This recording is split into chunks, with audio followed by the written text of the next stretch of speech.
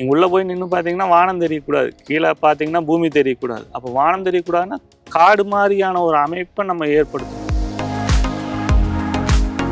இது சக்ஸஸ்ஃபுல்லாக இது லாபகரம்னு ப்ரூவ் பண்ணால் மட்டும்தான் வந்து நாளைக்கு நிறையா பேர் உள்ளே வருவாங்க. வெளியிலேருந்து எந்த உரமோ எதுவுமே வாங்கறதில்ல. அப்போ அதில் 40% நம்மளுக்கு லாபம். நம்ம வந்து தென்னந்தோப்பில் பார்த்தீங்கன்னா எல்லாம் பாத்தி பிடிச்சி காலையில் எழுந்திரிச்சு ஒரு மரத்துக்கு ஒரு வருஷத்துக்கு ஆவரேஜ் 123 காய் தான் விட்டுட்டு போகும்போது. ஆனால் இன்னைக்கு 186 காய் ஆக்கியிருக்கிறோம். வந்து அக்ரிகல்ச்சர் வந்து முடிஞ்சு போச்சு, அது அக்ரி பிஸ்னஸ். இதை தொழிலாக பார்த்தா தான் விவசாயத்தை பண்ண முடியும். கடந்த ஆண்டு வந்து நாங்கள் வந்து நெட் ப்ராஃபிட்டாக 23,60,000 ரூபாய் எடுத்துருக்கிறோம். ப்ராஃபிட் 10 ஏக்கரில் எல்லாத்தையும் சேர்த்து இவ்வளோ கஷ்டத்தை தாண்டி வெற்றிகரமான விவசாயி அப்படிங்கிறத இந்த உலகத்துக்கு நம்ம இப்போ தெரியப்படுத்திட்டோம். இப்போது புதிய பொலிவுடன் தமிழ் பால் நன்மை முழுமை. பசுமை விகடன் நேயர்களுக்கு வணக்கம். இன்னைக்கு நம்ம எங்கே வந்திருக்கோம் அப்படின்னு பார்த்தீங்கன்னா, கோயம்புத்தூர் மாவட்டம் பொள்ளாச்சிக்கு பக்கத்தில் இருக்கிற ஜக்கார்பாளையம் அப்படிங்கிற ஒரு வில்லேஜுக்கு தான் விசிட் பண்ணியிருக்கோம்.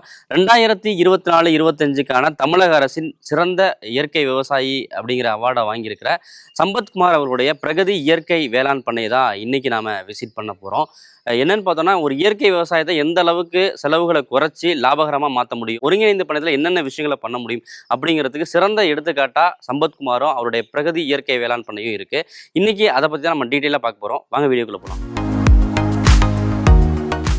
சார் வணக்கம். வணக்கம். முதல்ல தமிழக அரசோட சிறந்த இயற்கை விவசாயி அப்படின்னு 2024-25க்கான விருதை வாங்கியிருக்கீங்க. அதுக்கு முதல்ல எங்களோட வாழ்த்துக்கள். ரொம்ப நன்றி. இப்போது ஒரு சிறந்த விவசாயியாக நீங்கள் இருக்கீங்க. எப்படி இந்த பயணம் ஆரம்பிச்சது? எவ்வளோ ஏக்கரில் நீங்கள் விவசாயம் பண்ணிட்டுருக்கீங்க? என்னென்ன விவசாயம்லாம் பண்ணுறீங்க? 10 ஏக்கரால் இங்கே விவசாயம் பண்ணிட்டு இருக்கிறேங்க. ஜக்கார்பாளையங்கிற கிராமம், கோவை மாவட்டம். இங்கே 10 ஏக்கரால் பார்த்தீங்கன்னா நம்ம பல அடுக்கு பயிர் பண்ணுறோம். இங்கே பொள்ளாச்சி பகுதினாலே தென்னை தான் பிரதான பயிர். தென்னைக்குள்ளே பல பயிர்கள் பண்ணுறோம். இந்த பயணம்னு பார்த்தீங்கன்னா 15 வருஷத்துக்கு முன்னாடி நம்ம ஸ்டார்ட் பண்ணோம், இயற்கை விவசாயத்தை ஸ்டார்ட் பண்ணோம். அப்போ இருந்து இது வரைக்கும் அப்படியே தொடருது. நம்மாழ்வாருடைய நிறைய பயிற்சிகள், அவர் கூட பயணிச்ச நாள்கள், அது எல்லாம் சேர்ந்து அந்த அனுபவத்தில் நம்ம இதை பண்ண ஆரம்பித்தோம். விவசாயம்னாலே நஷ்டம் அப்படிங்கிறத வந்து பொதுவான கருத்தாக இருக்குது. அதை எப்படி லாபகரமாக மாற்றுறது அப்படின்னு பார்க்கும்போது, விவசாய பொருட்களை தனி மனிதனாக நம்ம நிர்ணயிக்க முடியாது. ஏன்னா அது வந்து அரசாங்கத்து கையில் இருக்குது. அந்த விலைகள் அனைத்தும் வந்து அவங்க பொறுப்பில் இருக்குது. அப்போ முடிஞ்ச அளவு உற்பத்தி செலவை எப்படி கம்மி பண்ணலாம் அப்படிங்க போகும்போது அதுக்கு இயற்கை விவசாயம் ஒன்று தான் தீர்வு. அந்த விஷயத்தில் ஆரம்பித்த பயணம்தான் இது. இந்த இப்போது 10 ஏக்கரால் பார்த்தீங்கன்னா தென்னைக்குள்ளே வந்து மரப்பயிர்கள் வச்சுருக்கோம். ஒரு 2000 மரப்பயிர்கள் வச்சுருக்கோம். 15 வருஷத்துக்கு முன்னாடி ஆரம்பித்த பயணம் அப்படின்னு சொன்னீங்க. பேசிக்காக யார் என்ன பண்ணிட்டு இருந்தீங்க, எப்படி விவசாயத்துக்கு வந்தீங்க? நான் பேசிக்காக ஒரு mechanical engineer, doctor mechanical engineering. நான் முடிச்சுட்டு ஒரு கல்லூரியில் பேராசிரியராக தான் பணியாற்றிட்டு இருந்தோம். அப்பாலாம் இந்த விவசாயத்துக்கு பக்கமே வரக்கூடாதுன்னு தான் அனுப்பிச்சிட்டாரு. தொடர்ந்து நஷ்டம் இருக்குது, மிகப்பெரிய ஒரு இது இல்லை. ஏன்னா வறட்சி வந்துட்டே இருக்குது.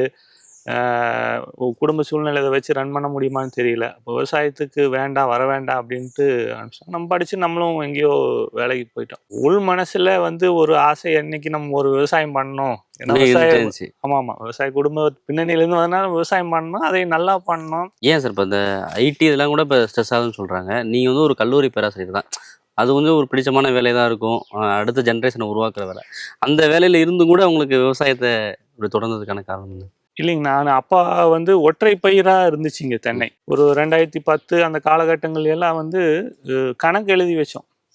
ஒரு வருடத்துக்கு என்னென்ன நம்ம செலவுகள் பண்ணுறோம், என்ன லாபம் வருது அப்படின்னு சொல்லி. ஏன்னா அது வரைக்கும் அப்பா கணக்கெல்லாம் எழுதி வைக்கல. அவருக்கும் இதில் லாபம் வந்துச்சு, என்னை படிக்க வச்சாரு, மற்ற இதெல்லாம் பண்ணாங்க. இருந்தாலும் ஒரு நடுத்தர விவசாயி அதை தாண்டி மிகப்பெரிய அளவில் வந்து எதுவும் பண்ண முடியாது. இன்றைக்கி விவசாயம் பண்ணி ஒரு இன்னொரு தோட்டம் வாங்குறதோ, விவசாயம் பண்ணி மிகப்பெரிய வீடு கட்டுறதோ, அந்த இதெல்லாம் எதுவுமே வந்து சாத்தியம் இல்லாமல் இருந்துச்சு. அப்போ இந்த கணக்கு எழுதி வச்சு பார்க்கும்போது எங்களுக்கு தெரிஞ்சது, நம்மளுடைய செலவு, மொத்த செலவு 100%ல் 40%க்கு மேலே இந்த உரம், பூச்சிக்கொல்லி இதுக்கு மட்டுமே செலவு பண்ணியிருக்கிறோம். கிட்டத்தட்ட ஒரு 30-40% ஆட்களுக்கு கூலியாக கொடுத்துருக்குறோம். மீதி ஒரு 20% மட்டும்தான் நம்மளுக்கு லாபமாக வந்திருக்குது. அந்த 20% வந்து பார்த்திங்கன்னா விலை ஏற்றம் இறக்கம், மழை பெய்யறது அந்த மாதிரியான சூழ்நிலைகள். ஒரு 5 வருஷத்துக்கு ஒருக்கா மறுபடியும் நீர் பற்றாக்குறையினால போர் போடுறது, அந்த செலவுகளுக்கு இழுத்துட்டு போயிட்டு இருக்கு. அப்போ சின்ன கடன் வாங்குறது, இதை பண்றது, மீதி பண்றது, இப்படியே வந்து ஒரு நிலையற்ற தன்மையிலேயே விவசாயம் போயிட்டு இருந்துச்சு. அப்பதான் வந்து யோசிச்சோம், இந்த செலவுகளை எப்படி கம்மி பண்ணலாம் அப்படின்ட்டு. 2012 அப்பா தவறுனதுக்கு அப்புறம் நம்ம முழு நேரமா வர வேண்டிய கட்டாயம் ஏற்பட்டு போச்சு. அப்போ வந்தோம். 2012 வந்தோடனேயுமே வந்து நம்ம இதை பண்ணணும்னு இயற்கை விவசாயத்துக்கு திடீர்னு அப்படியே கம்ப்ளீட்டா எல்லாத்தையும் விட்டு மாத்திட்டோம். அது ஒரு மிகப்பெரிய இழப்பா இருந்துச்சு. கொஞ்சம் கொஞ்சமா மாறாம நம்ம திடீர்னு செயற்கை விவசாயம், ரசாயன விவசாயத்துல இருந்து உடனே இயற்கை விவசாயத்துக்கு மாறுறது அப்படிங்கிறது பெரிய தவறு. அது வந்து என்ன பண்ணீங்க? அது அன்னைக்கு ஒரு ஆசை, ஒரு என்ன வெறின்னு கூட சொல்ல, நம்ம எப்படியாவது இயற்கை விவசாயம் பண்ணணும் அப்படின்னு சொல்லி டக்குன்னு வந்து அப்படி இருந்ததை இப்படி மாற்றணும் போது வந்து நம்மளுக்கு உற்பத்தி வந்து ரொம்ப கம்மியாயிடுச்சு. அது எங்களுக்கு வந்து மாறி இதெல்லாம் ரெடியாகி வர்றதுக்கு ஒரு 3-4 வருஷம் எடுத்துக்கிச்சு. அந்த உற்பத்தி வந்து அந்த அளவுக்கு வர்றதுக்கு 3-4 வருடங்கள் ஆகிப்போச்சு. அந்த தவிர மற்ற யாரும் பண்ணக்கூடாது. மேஜராக அந்த செலவுகளை கம்மி பண்ணணும். இனிமேல் போர் போடக்கூடாது, தண்ணிக்காக தொடர்ந்து போர் போட்டு இது பண்ணக்கூடாது, தண்ணி தேவையை கம்மி பண்ணுங்கிறதுக்காகத்தான் இயற்கை விவசாயத்துக்கு வந்தோம். ஆனால் இயற்கை விவசாயத்துக்கு வந்துட்டீங்க. 10 ஏக்கர்ல நீங்க அப்பா காலத்துல வந்து மோனோகிராப்பா தான் இருந்துச்சு, தென்னை மட்டும். இப்போ நீங்க பல அடுக்கு விவசாயம் பண்ணிட்டு இருக்கீங்க. என்னென்னலாம் ஸ்டார்ட் பண்ணீங்க? ஊடுபயிரா? இப்போ என்னென்னலாம் இருக்கு? ஊடுபயிரா வந்து 10 ஏக்கரால ஃபர்ஸ்ட் மரப்பயிர்கள் வச்சோம். மரப்பயிர்கள் வந்து பார்த்தீங்கன்னா மகோகனி, குமிழ் தேக்கு, காயா, இலுப்பை, மலவேம்பு, இப்படியான மரப்பயிர்கள் வச்சோம். ஏன்னா எங்களுக்கு என்ன ஒரு பயம்னா, ஒருவேளை மிகப்பெரிய வறட்சி ஏற்பட்டு தென்னைன்னு ஒன்று இல்லாமையே போயிடுச்சுன்னா இந்த மரங்களாவது ஒரு சப்போர்ட் பண்ணும். ஒரு கட்டத்தில் நம்ம ஒரு 10-15 வருஷத்துல இதை வெட்டினா ஒரு பெரிய அமௌண்ட் கிடைக்கும் அப்படிங்கிறதுக்காக மரப்பயிர்கள் போனோம். ஏன்னா நம்ம ஒற்றை பயிர்லேருந்து மாறும்போது களை மிகப்பெரிய பிரச்சனை. அப்போ இந்த களையை கட்டுப்படுத்தணும்னா உள்ள நிழலாக்கணும். நம்மளால் திரும்ப திரும்ப சொன்னது அதுதான். நீங்கள் உள்ளே போய் நின்று பார்த்தீங்கன்னா வானம் தெரியக்கூடாது, கீழே பார்த்தீங்கன்னா பூமி தெரியக்கூடாது. அப்போ வானம் தெரியக்கூடாதுன்னா காடு மாதிரியான ஒரு அமைப்பை நம்ம ஏற்படுத்தணும். அதுக்கு ஒரு பகுதி வந்து மரப்பயிர்கள், ரெண்டாவது அதுக்குள்ளே வாழை வச்சோம்.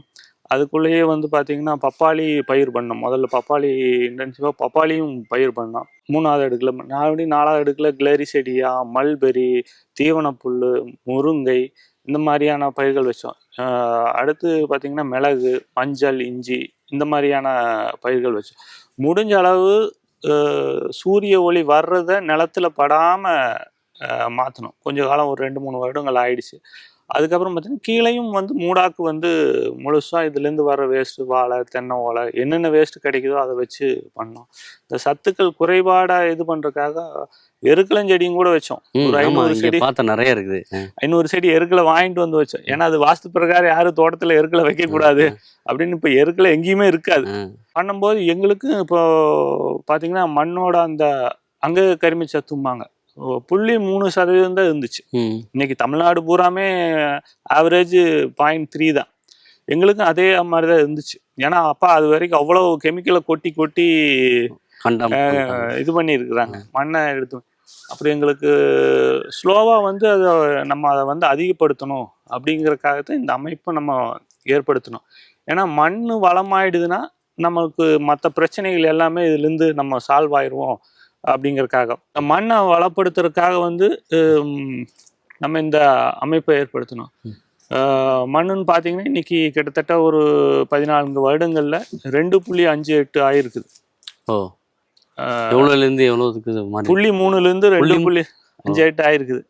இது 3க்கு மேலே வந்துருச்சுன்னா செல்ஃப் சஸ்டைனபிள். அதுக்கப்புறம் நம்ம எந்த உரமோ எதுவுமே தேவையில்லை. நீங்கள் இயற்கை உரம் கூட போட தேவையில்லை.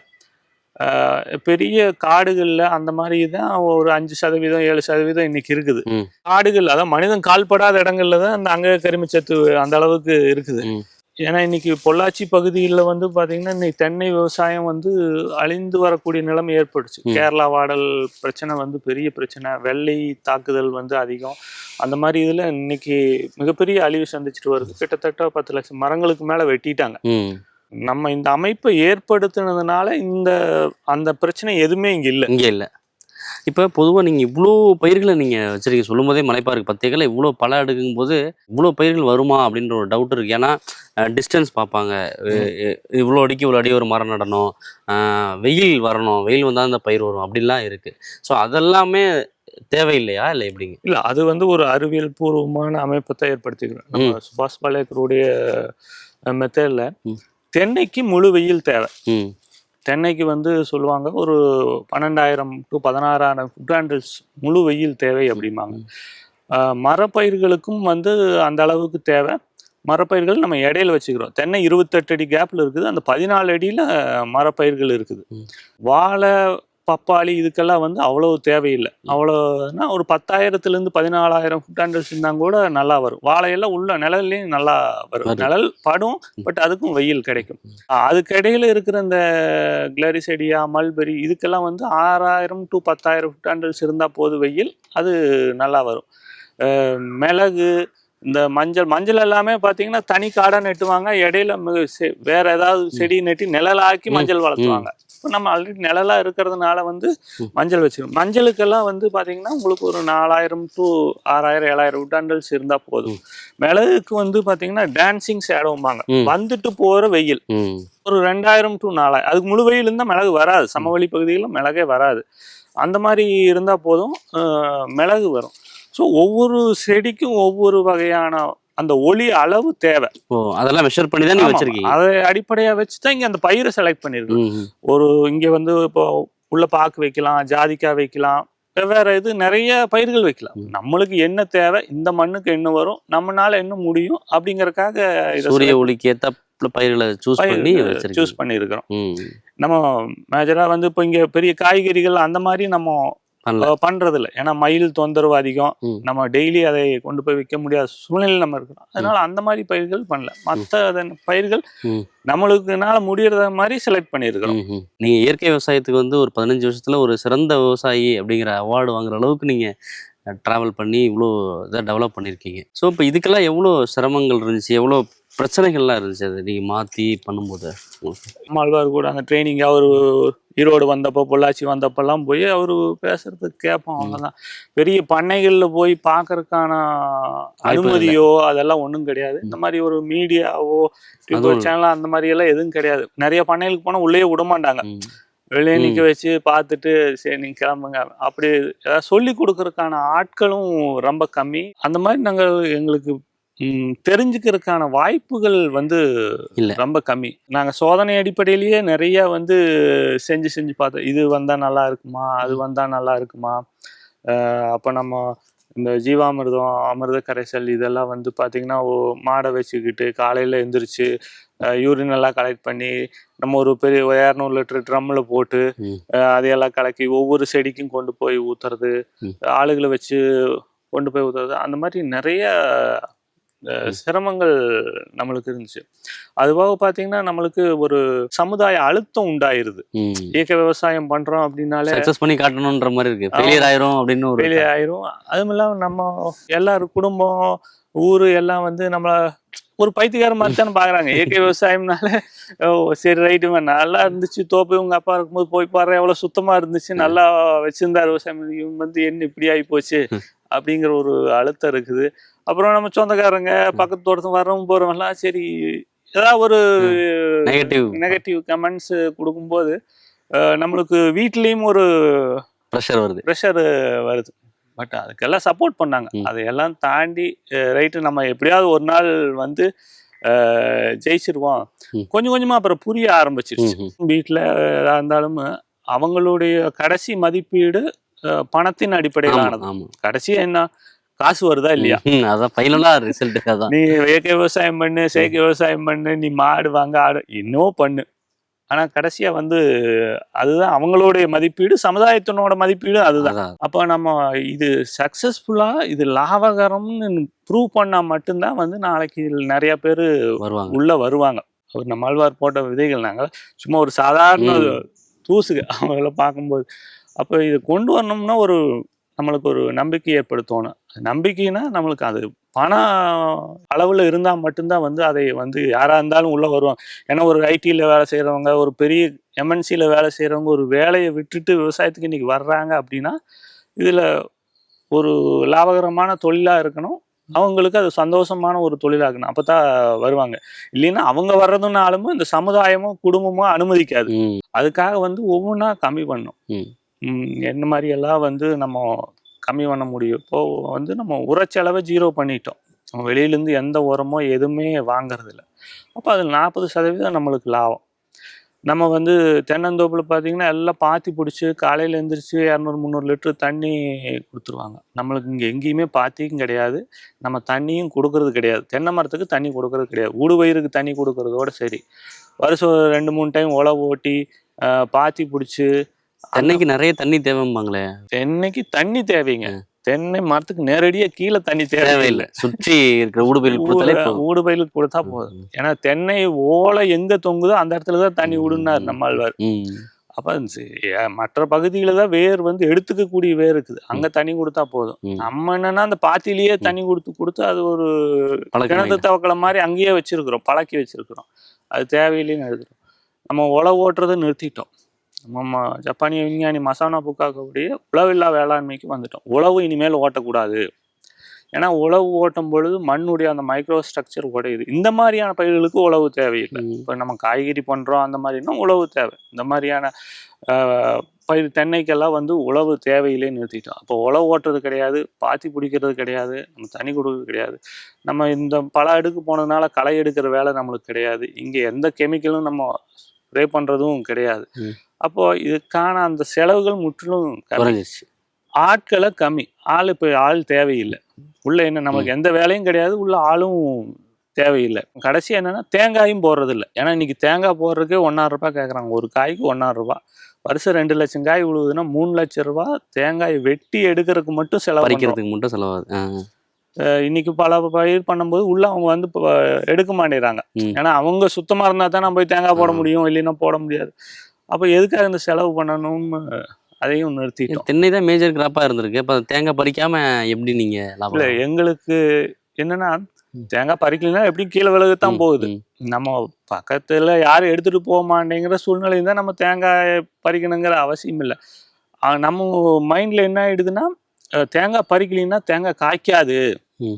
அது 45 நாளைக்கு ஒருக்கா, 50 நாளைக்கு ஒருக்கா அதை வெட்டிகிட்டே இருந்தால் தான் அந்த சத்து போய் மேலே குருமை பிடிச்சி நிறைய காய்க்கும் அப்படின்னு சொல்லி நம்ம எல்லாத்துடைய ஒப்பீனியன் அதுதான், மைண்ட் செட் அதுதான்.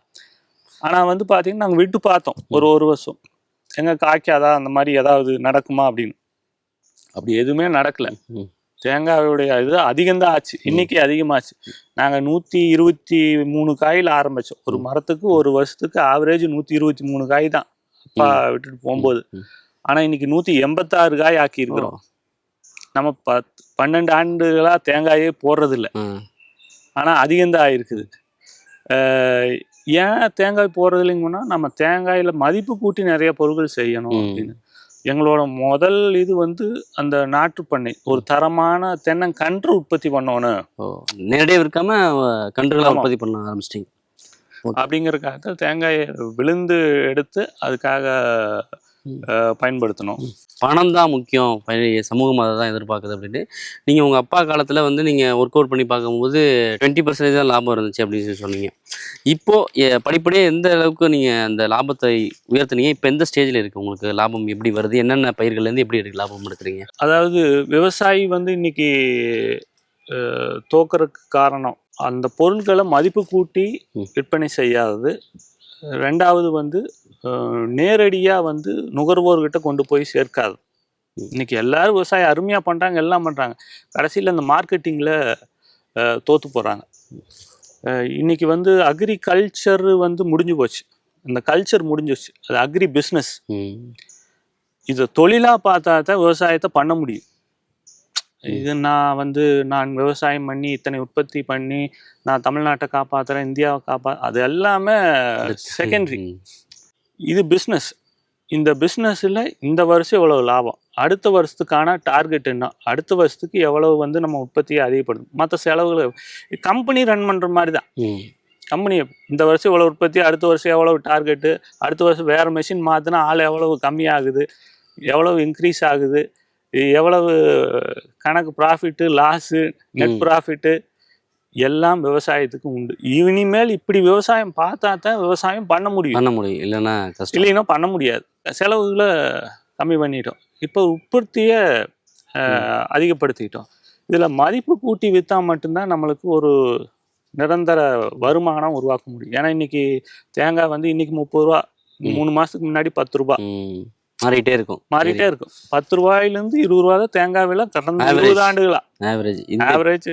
அவ்வளோதான். அப்போ இதை முதல்ல எப்படி உற்பத்தி பண்ணலாம்னு நல்ல தரமான நாற்றுகள் தேவை அதிகமாக இருந்துச்சு மக்கள்கிட்ட. இந்த நாட்டு மரங்கள் ஹைபிரிட் இல்லாமல் நாட்டு மரங்களுக்கு தேவை வந்து நிறையா இருந்துச்சு. நாற்றுகள் வந்து ஒரு வருஷத்துல ஒரு 10,000 12,000 நாற்று போட்டோம். அப்போ தேங்காய் வந்து 10 ரூபா. ஆனால் நாத்தா உற்பத்தி பண்ணிங்கன்னா 100 ரூபா 120 ரூபா. ஓகே, பல மடங்கா உயருது. ஒரு 10,000 காயில நாற்று உற்பத்தி பண்ணீங்கன்னா தேங்காயா விற்றீங்கன்னா ஒரு 1 லட்ச ரூபா 1,20,000 ரூபா கிடைக்கும். ஒரு 10 இல்லைன்னா 2 லட்ச ரூபாய்ன்னு கூட கிடைக்கும். ஆனால் நாத்தா உற்பத்தி பண்ணீங்கன்னா 12 லட்ச ரூபா கிடைக்கும். 2 லட்ச ரூபா 12 லட்ச ரூபாயா மாறுது நாற்றுல. மீதி வந்து பால் கொப்பரா பண்ணுறோம். நாற்றுல வந்து அந்த பால் கொப்பராக்கான டிமாண்ட் அதிகம். அது ஒரு 2 மடங்கு விலை அதிகம். இங்கே 100 ரூபாய்னா அங்கே 200 ரூபா அந்த பால் கொப்பரா. ஆர்கானிக் சர்டிஃபிகேஷன் TNOCDயோட சர்டிஃபைடு ஃபார்மு. ஸோ நம்ம ஆர்கானிக்காக கொப்பரா பண்ணுறோம். அது வந்து மரச்செக்கு ஆட்டுறவங்க மற்றவங்க வாங்குறாங்க. அது வந்து நம்ம ஒரு 18-20% அதிகமான விலைக்கு கொப்பரா கொடுக்குறோம். அப்போ தென்னையிலேருந்து நம்ம நாற்று உற்பத்தி பண்ணுறோம், பால் கொப்பரா பண்ணுறோம். அப்புறம் நம்மளே மரச்செக்கு வச்சு ஆயில் பண்ணுறோம். ஆயிலும் பண்ணுறோம். ஆயிலேருந்து அப்புறம் நம்ம கொஞ்சம் ஹேர் ஆயில் பண்ணுறோம், சோப்பு பண்ணுறோம். நிறைய மதிப்பு கூட்டப்பட்ட பொருட்கள் செஞ்சு நேரடியாக அதை கொண்டு போய் நுகர்வோருக்கு சேர்த்துறோம். அதுக்கப்புறம் பார்த்தீங்கன்னா வாழையிலேருந்து சோலார் ட்ரைடு பனானா பண்ணுறோம். அது நம்ம தார் 200 250 ரூபாய்க்கு விற்கும். ட்ரை பண்ணி பனானா பண்ணும்போது ஒரு 4 கிலோ கிடைக்கும் ஒரு தாருக்கு. 1 கிலோ இன்றைக்கி 500 ரூபாய்க்கு விற்கிறோம். அப்போ 4 கிலோங்கும்போது ஒரு தாருக்கு 2000 ரூபாய் கிடைக்கி. நம்ம ஒரு 3 மாதம் வச்சு விற்க முடியும். பழம்னா கொண்டு போய் விற்றதான் விற்றணும். விலை என்ன வருதோ கொடுத்துடணும். முருங்கையிலிருந்து பொடி செய்கிறோம், சூப்பு பொடி செய்கிறோம். இல்லையா மிச்சமாகுதா ஆடு கோழிகளுக்கு பயன்படுத்துகிறோம். இந்த வருஷம் தான் மிளகு கொஞ்சம் எடுத்தோம். மிளகையும் வந்து மதிப்பு கூட்டி பண்ணுறோம். இப்படி எல்லா வகையிலையும் மதிப்பு கூட்டலில் இறங்கிருக்கு. ஆமாங்க. ஓவராலாக இப்போ உங்களுக்கு 10 ஏக்கரில் இவ்வளோ விவசாயம் இவ்வளோ மதிப்பு கூட்டல் பண்ணும்போது உங்களுக்கு எவ்வளோ லாபமாக இருக்குது உங்களுக்கு? அது கடந்த ஆண்டு வந்து நாங்கள் வந்து நெட் ப்ராஃபிட்டாக 23,60,000 ரூபாய் எடுத்துருக்குறோம். ப்ராஃபிட் 10 ஏக்கரில் எல்லாத்தையும் சேர்த்து. Super sir. இப்போ நீங்கள் சொல்கிறத கேட்கும் போதே ஒரு இன்ஸ்பைரிங்காக இருக்கும். இப்படிலாம் பண்ண முடியுமா அப்படின்னு சொல்லிட்டு. ஆரம்பத்தில் நிறைய ஸ்ட்ரகிள்ஸ் இருந்துச்சு, குடும்பத்துலேருந்து கூட தயக்கம் இருந்துச்சு அப்படின்னு சொன்னீங்க. இப்போ நீங்கள் வந்து அவார்டு வாங்கியிருக்கீங்க. ஸோ அதை எப்படி ஃபீல் பண்ணுறீங்க?